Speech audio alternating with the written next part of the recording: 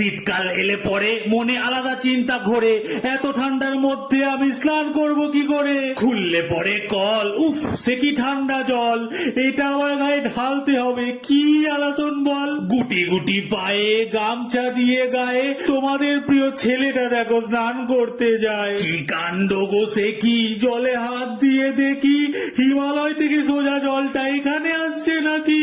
যাচ্ছে না মুখে বলা, পুরো জল বরফ গলা, এটা ঢাললে বন্ধ হয়ে যেতে পারে আমার পথ চলা। যদি আমার কিছু হয়, জল ঢালতে লাগছে ভয়, মগে তুলে আবার রেখে দিচ্ছি, এরম হয়ে গেল বার 6।